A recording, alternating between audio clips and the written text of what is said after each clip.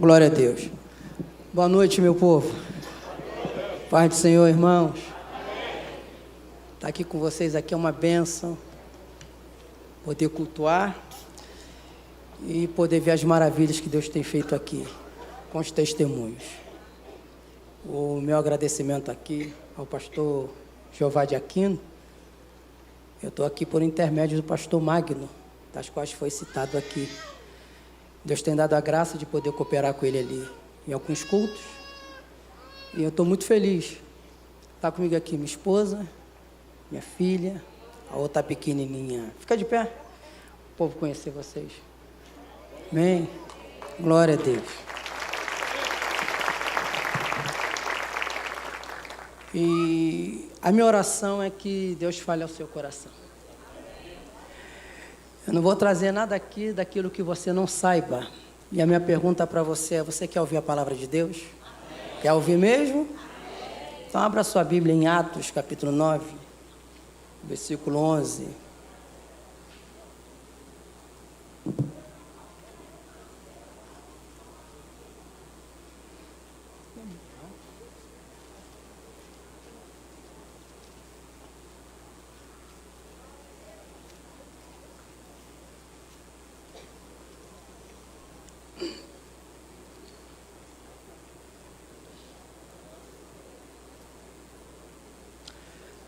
Amém, irmãos?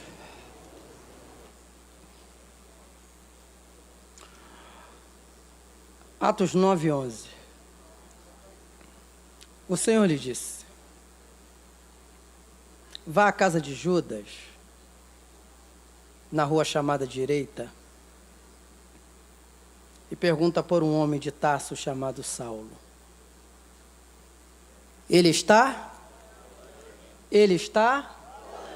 orando.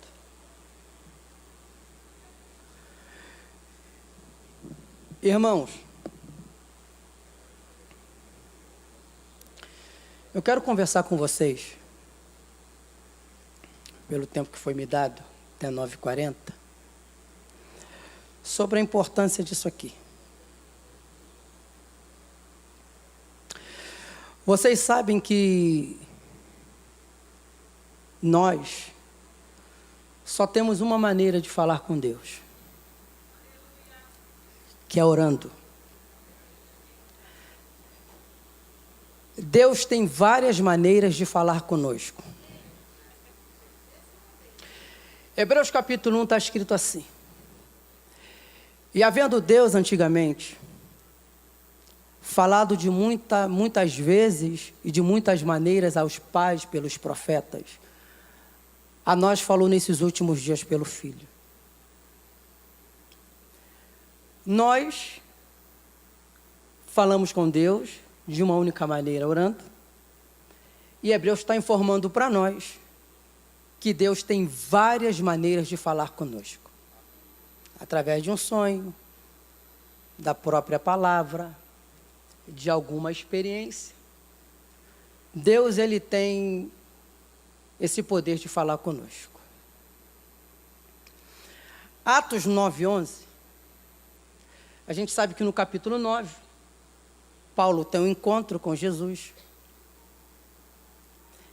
Ele vai para a casa de Judas. Lá tem um crente chamado Ananias. E o Senhor diz para Ananias: Ananias, levanta-te.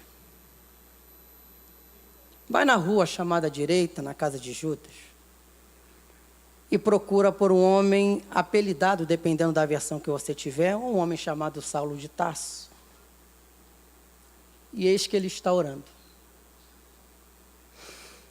Ananias ainda não tinha tido contato com Saulo ou com Paulo, como você quiser.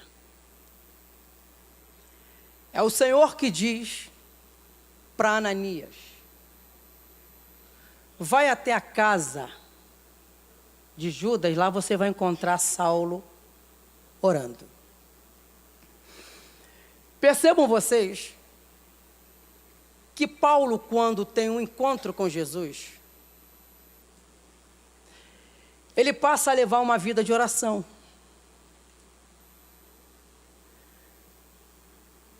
Ele começa orando e vai viver orando. Porque uma coisa é eu começar orando, outra coisa é eu viver orando. Então não basta só começar, tem que começar e levar uma vida de oração. Isso precisa ser prática na vida de todo cristão. Como Paulo tinha um relacionamento com Deus, numa vida de oração, as igrejas que ele fundou, ele ensinou todas elas a levar uma vida de oração. É dele o conselho para a igreja de Tessalônica, na primeira carta, capítulo 5, versículo 17, Paulo diz para os tessalonicenses: orai sem cessar. Eu oro hoje, oro amanhã, oro depois, eu oro até o dia do arrebatamento. Esse foi o conselho, vocês não devem interromper a oração. Vocês precisam viver orando. Para Paulo a oração ela é tão importante, que ele chama a oração de combate, de luta, de guerra. Onde é que isso está escrito? Em Romanos 15:30. Rogo-vos, pelo nome do Senhor Jesus, e pelo amor do Espírito, que combatais juntamente comigo nas vossas orações por mim a Deus. Ele está dizendo: combata comigo, lute comigo, esteja ao meu lado. Escuta, quem quer ter vitória, quem quer vencer a carne, ele precisa combater em oração. Lutar, não desanimar. A oração é um santo remédio. Existem pessoas que estão entupidas de remédio para poder dormir, para poder relaxar e ficar tranquilo por conta da demanda da vida. Mas para quem está ansioso, para quem está preocupado, para quem está desesperado, eu apresento o remédio nessa noite. Filipenses capítulo 4, versículo 6 e 7, disse Paulo: não estejais inquietos por coisa alguma, antes as vossas petições sejam em todas conhecidas diante de Deus, pela oração e súplicas e com graça. Agora escuta: e a paz de Deus, que excede todo entendimento, guardará os vossos corações e os vossos sentimentos em Cristo Jesus. Aleluia, aleluia, aleluia, aleluia. É o que é? Tribulação com o marido? Ore. Perturbação com o filho? Ore. No serviço, perturbação? Ore. A paz de Deus, que todos nós precisamos, guardará não só o nosso coração, mas os nossos sentimentos. Guardando os nossos sentimentos, acontece isso aqui na nossa vida. Salmo 3, versículo 5. Eu deitei, dormi e acordei, porque o Senhor me sustentou. Capítulo 4 de Salmo, versículo 8, está escrito: em paz também me deitarei e dormirei, porque só tu, Senhor, me fazes habitar em segurança. Oração. A oração, pastor Jová, para Paulo, ela é tão importante que ele faz com que nós aprendamos a orar, não só dentro da igreja, mas em todos os lugares. 1 Timóteo, capítulo 4, capítulo 2, versículo 8, Paulo diz assim: quero, porém, que os homens orem em todo lugar, levantando mãos santas, sem ira e sem contenda. Quem ora na igreja, ora em casa. Quem ora em casa, ora andando. Em todos os lugares. Houve um tempo na pandemia que tiraram de nós o templo. Quem é templocêntrico, ele só orava no templo. Mas quem tem vida de oração, no templo ou não, continua orando. Continua orando. Continua orando, porque ele sabe que é em todo lugar.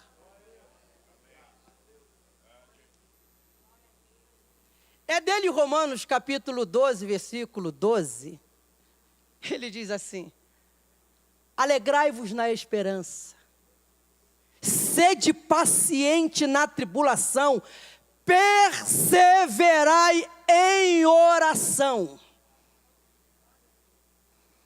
Não pode desanimar.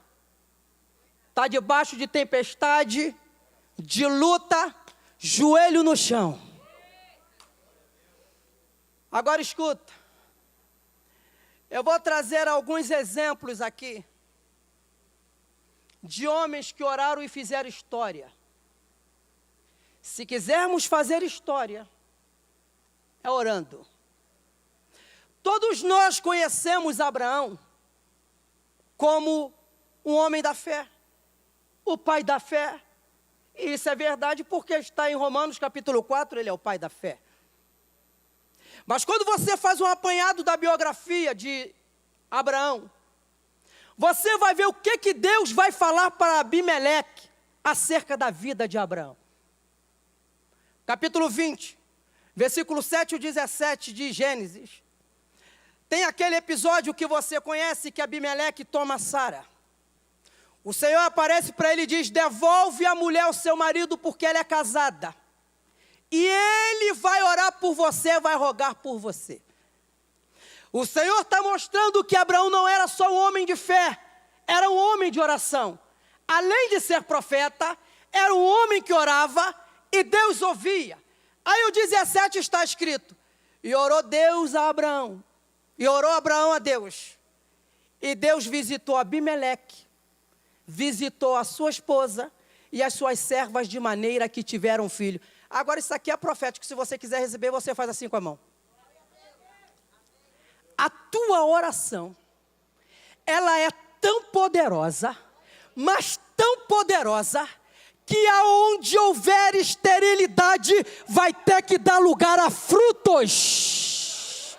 Aramandarabacaiaçuri que ele mandarai.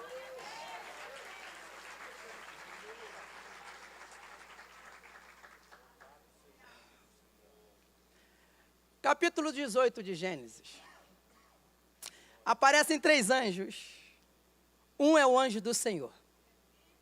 Eles vão chegar lá para Abraão. Abraão está ali assentado. Abraão recebe os anjos. Enquanto 2 saem para fazer a destruição, um fica com Abraão, que é o próprio Senhor. Capítulo 18 de Gênesis, versículo 22, está escrito que os anjos foram. E Abraão permaneceu de pé diante da face do Senhor, ou na presença do Senhor. Escuta, o maior desafio nosso não é sair da presença de Deus, é ficar. Porque sair a gente sai o tempo todo. E geralmente quando sai para fazer besteira. Então não saia, o nosso desafio é ficar. Porque quem fica na presença de Deus, ele está de pé. Quem fica na presença de Deus, ele tem graça. Quem fica na presença de Deus, ele tem unção. Quem fica na presença de Deus, ele se desvia do mal. Quem fica na presença de Deus, o diabo até vem, mas tem que ir embora. Ele ficou. Aí começa agora a intercessão. E chegou-se Abraão a Deus e disse: Senhor, se houver 50 justos na cidade, o Senhor vai destruir a cidade? Aí o Senhor volta assim para ele e diz assim: se houver 50 justos na cidade, eu não vou destruir. Não tinha. E ele começa a interceder, dizendo, e se dos 50 faltarem 5, ficar 45, o Senhor vai destruir? Ele, se houver, eu não vou destruir. Aí ele vai diminuindo para 40, para 30, para 20, para 10. Está mostrando que não tinha isso tudo lá. Só que quando você pega Abraão intercedendo, o capítulo 18, até então, parece que não tem resposta, que está escrito que o Senhor foi e ele voltou para casa. Só que o resultado não está no capítulo 18. O resultado está no capítulo 19, versículo 29. Isso aqui é para tu dar um glória a Deus misturado com língua estranha. E se você quiser sapatear, o pastor Jeová de Aquino não vai brigar com você. Olha o que diz o versículo 29. E aconteceu que, destruindo Deus as cidades da campina, lembrou-se Deus de Abraão e tirou Ló do meio da destruição. Vou tirar esse negócio aqui. Escuta. O resultado da oração dele é o versículo 19 no capítulo 19. Deus ouve a oração de Abraão, arranca Ló de lá, porque Ló é sobrinho. E aqui vai uma aplicação. Existem pessoas na tua família e na minha família que bota para quebrar, bebe, apronta, sai de madrugada, volta, e eles voltam seguros, não é porque eles são bonzinhos, não, é por conta da tua oração. Existem pessoas que não morreram, não é porque eles são bons não, é por conta da tua oração. Existem pessoas hoje que estão empregadas, não é porque eles só têm formação não, é porque você orou, Deus ouve a tua oração, Deus dá livramento, Deus abre porta e levanta a mão, e se você não levantar a mão, eu vou aí te pegar. Aleluia, aleluia, aleluia, aleluia. Aí tem gente que pensa que ele é legal, foi, saiu, teve livramento na rua, mas não sabe que você está dentro de casa orando. A oração guarda a família. A oração guarda filho. A oração guarda casamento. 2. Outro exemplo de homem de oração. Elias. 1 Reis, capítulo 17, Elias aparece do nada. Do nada ele aparece. Está escrito assim. Elias, um dos moradores de Gileade, da cidade de Tisbe, chegou a Acabe e disse: tão certo como vive o Senhor, em cuja presença estou, que não vai haver nem chuva e nem orvalho esses anos, senão segundo a minha palavra. Espera aí, irmão. O cara aparece do nada, sem história nenhuma. Mas quando você pega o capítulo 17, ele diz: eu estou na presença de Deus. Ele aparece no cenário, mas a sua vida é nos bastidores. É lá nos bastidores. Ele diz: eu estou na presença de Deus. E por eu estar na presença de Deus, não vai haver nem chuva e nem orvalho. De onde que ele tira essa autoridade? De uma vida de oração. O texto não informa para a gente, mas quando você pega Tiago, capítulo 5, versículo 16 e 17, diz: Elias era homem sujeito às mesmas paixões que nós. E orando pediu para que não chovesse, e não choveu durante 3 anos e meio. Depois ele orou, o céu deu a chuva, caiu sobre a terra e produziu o seu fruto. Quando Elias diz: segundo a minha palavra não vai chover, ele vai para uma vida de oração. Escuta isso aqui. A tua oração, ela é tão poderosa, mas tão poderosa, que o céu pode estar de bronze, mas as bênçãos chegam até você. O céu pode estar fechado, mas a tua oração rompe, irmãos. Homem de oração, a autoridade que ele tem. Não vai chover. Autoridade. Quem ora tem autoridade. Quem ora, ele pode falar em nome de Deus. E Deus ouve ele. 3. Quando a gente lê Daniel capítulo 2, está lá um doido chamado Nabucodonosor. Ele é tão atribulado que ele tem um sonho, esquece o sonho, escapa dele, aí ele manda chamar a macumbada toda, astrólogo, magos. Nesse dia estava todo o capeta reunido. E ele disse o seguinte: olha, eu tive um sonho, e para saber o sonho está perturbada a minha alma, porque o que me foi escapou, eu esqueci. Esse cara é maluco. Porque uma coisa é eu chegar para você e contar o sonho para você, você vai tentar discernir. Agora eu chego para você, eu sonhei, mas eu não sei, você tem que me dar a interpretação e sonho. Aí chega toda aquela raça diante dele. Ó rei, vive eternamente, conta o sonho que nós te daremos a interpretação. Aí ele disse simplesmente assim, ó, o que foi me escapou. Eu não sei. E outra coisa, se vocês não me fizerem saber o sonho, e nem a sua interpretação, vai morrer todo mundo. Ai. Só tem um detalhe, na Babilônia tem um homem de oração. Aleluia. Tem um homem de oração. Glória a Deus. Aí ele diz, conta o sonho. Aí o rei falou assim, estou vendo que vocês estão querendo ganhar tempo. Eles não conseguiram, eles reconheceram e disseram, ó rei, o que o Senhor pediu, nenhum homem pediu. Isto aí é impossível. E o que você quer não mora com os filhos dos homens, mora com os deuses. Aleluia. Aí ele dá ordem para Arioque, vai lá, acaba com tudo, todos os magos, já que eles não prestam para nada, vai morrer todo mundo. E nesse embalo está Daniel e seus 3 amigos. Quando ele sai para fazer a destruição, que ele vai para pegar Daniel, Daniel diz assim, por que se apressa tanto o mandado do rei? Aí Arioque vai contar para ele tal e tal e tal e tal. Ele cheio de autoridade, Daniel diz assim, olha, me coloca na presença do rei, me dá só um tempo. Ai, um tempo. Eu só preciso de um tempo. Sabe o que Daniel vai fazer? Daniel não vai pegar quem está na carne, ele vai pegar quem gosta de oração, ele pega seus 3 amigos, vamos para casa, vamos orar, porque o negócio está feio, e está orando, e está orando, e está orando. Lá no versículo 19 em diante está escrito, então foi revelado o segredo a Daniel, aleluia, numa oração da noite, e Deus revelou, eu estou aqui para dizer para você, que o que está oculto, se você orar, Deus vai te revelar. Ai meu Deus do céu, Deus vai fazer, Deus ele é poderoso, irmãos, ele vai revelar na tua vida.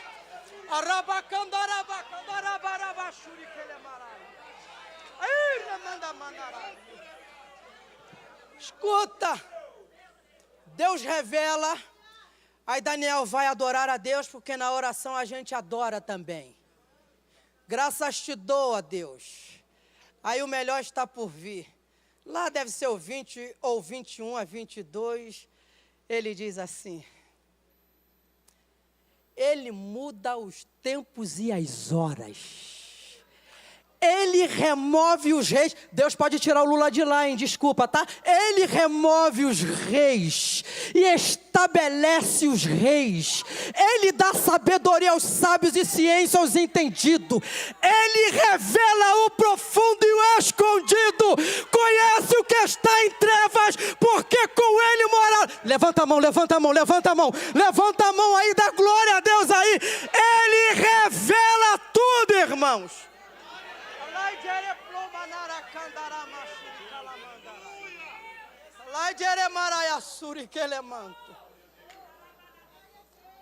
E aí, como Deus revela tudo, não precisa ter crente detetive para estar olhando a vida de ninguém, é só orar que Deus revela, Deus mostra. Está debaixo, ele bota assim, vem aqui. Eu estou aqui para dizer para você, à luz dessa palavra aqui,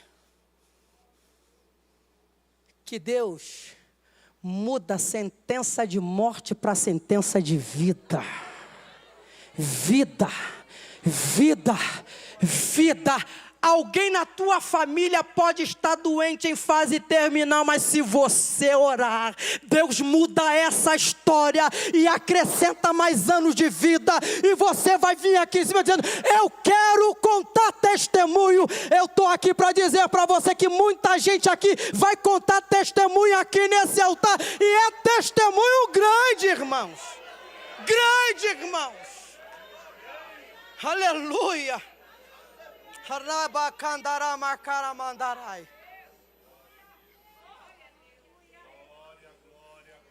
A oração é importante. Eu vou mostrar na luz da Bíblia o homem que mais orou.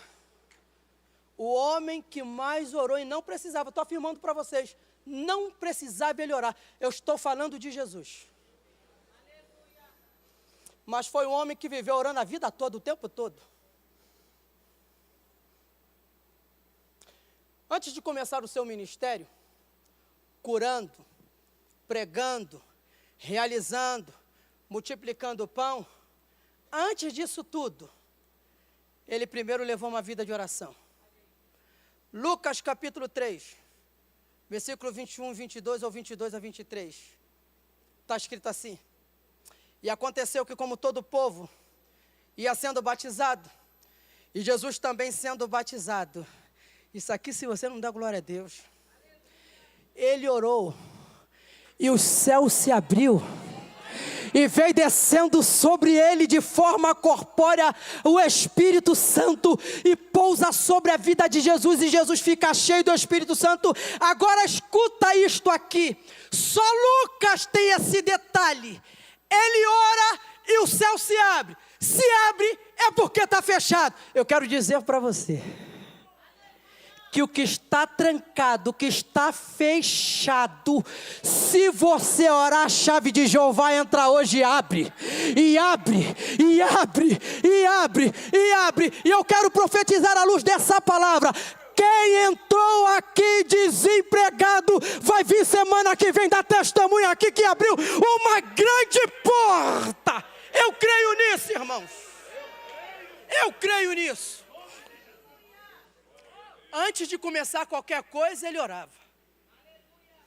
E aqui aperta só um pouquinho, tá, irmão? Ó, escuta. Antes de cantar, antes de dirigir culto, antes de pregar, vai orar primeiro. É o segredo. Vamos deixar de ser mecânico. Ah, já sei o que eu vou pregar, já sei o que eu vou cantar, já sei o que eu vou dirigir. Não precisa, precisa. Porque o que faz a diferença é a unção.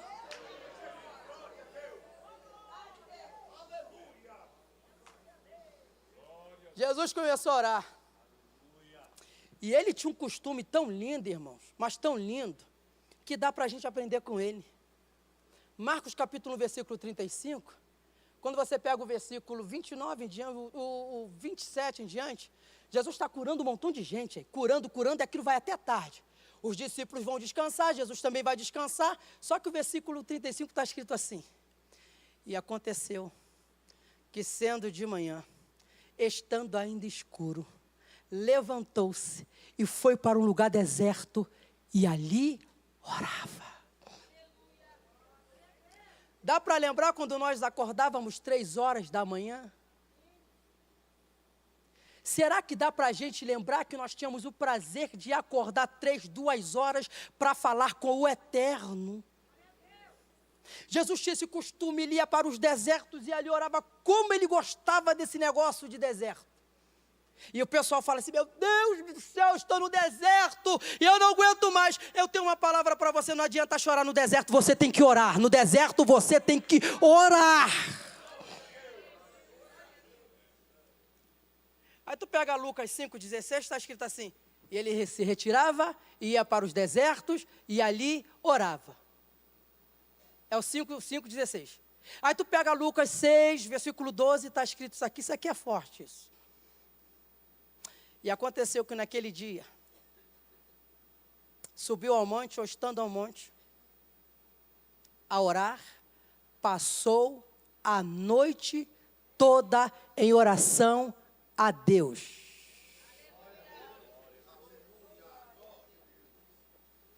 Vigília, irmão. Algumas das vigílias que tem por aí, tem tudo. Tem tudo. Tudo. Roda, pula, cai, arrebenta com tudo. E alguém diz assim, eu fui tomado e eu não sei o que eu fiz. Taca a mão que é demônio. Tem que saber o que está fazendo. Não é que eu fui tomado e não vi. Não viu? Vai ver já já. Pastor Jeová, Jesus a madrugada toda orando para tomar uma decisão de manhã. Existem pessoas que se precipitaram em casar porque viu só a beleza, mas não foi orar. Agora ficou ruim para dar glória. Não, mas orar para quê? Que ele é todo bonitão. Orar para quê? Jeová está nesse negócio. Ora, é da tua vontade. Ora, porque o pai sabe o que é melhor para os seus filhos. E se ele não casou contigo ou se foi embora, é livramento de Deus, irmãos, é livramento.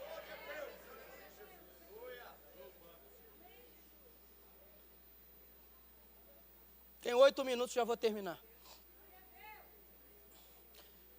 Jesus orando para escolher 12 discípulos. E detalhe, isso aqui é coisa meio de louco.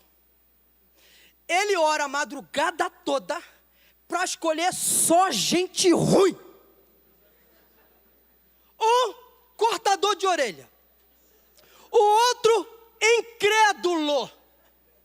Os 2 irmãos, manda descer fogo para matar essa cambada. Meu Deus do céu, Jesus passa a madrugada toda para chamar só gente ruim. Só tem um detalhe, ele transforma, assim como minha vida, como a tua vida foi transformada pelo poder de Jesus. Aquilo que é ruim, ele diz, vem, vem, vem, vem que eu transformo.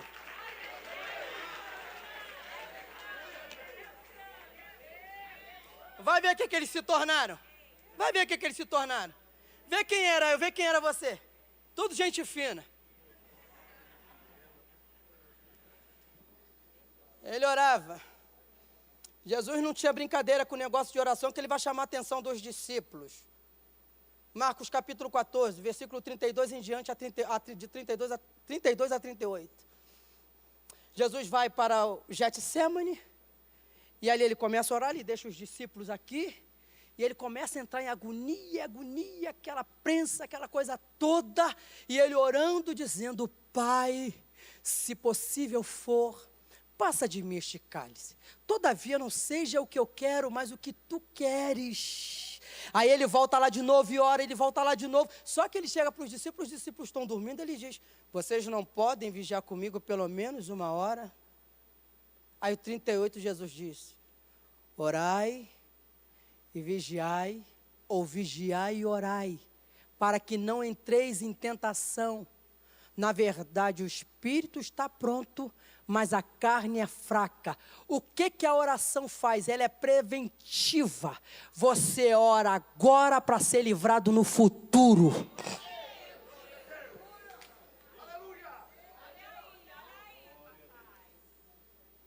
Quer vitória? Aqui, ó. Crente tem que aprender a orar. Você pode pedir oração? Pode, mas só vai ficar pedindo? Tem joelho não?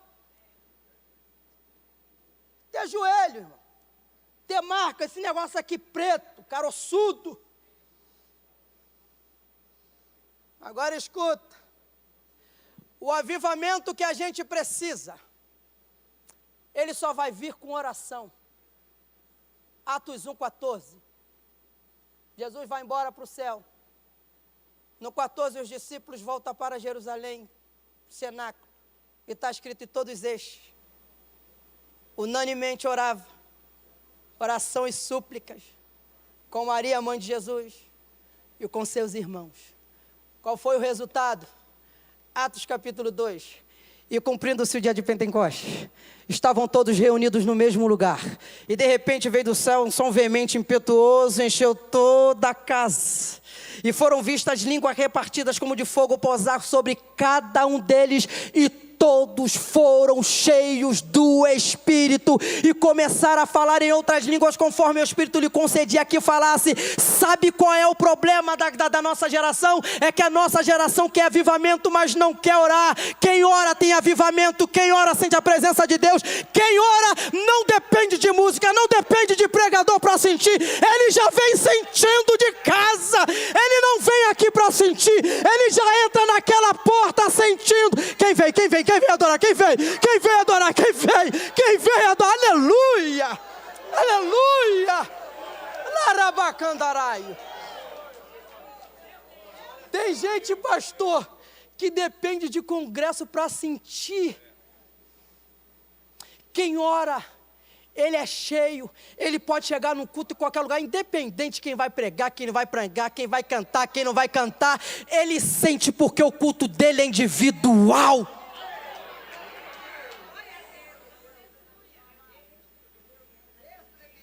Aqui eu termino e devolvo o microfone. Atos 4, versículo 29 em diante, os discípulos estão debaixo de ameaças. As autoridades dizendo que ia pegar eles. O que é que eles fazem? Eles se reúnem num lugar físico, se trancam e vão falar com o Pai dizendo: ó Deus, Criador dos céus e da terra, olha para as ameaças destes homens e concede aos teus servos que falem a tua palavra com ousadia. E tendo eles acabado de orar, moveu-se o lugar em que estavam reunidos. Eu não sei se você está entendendo.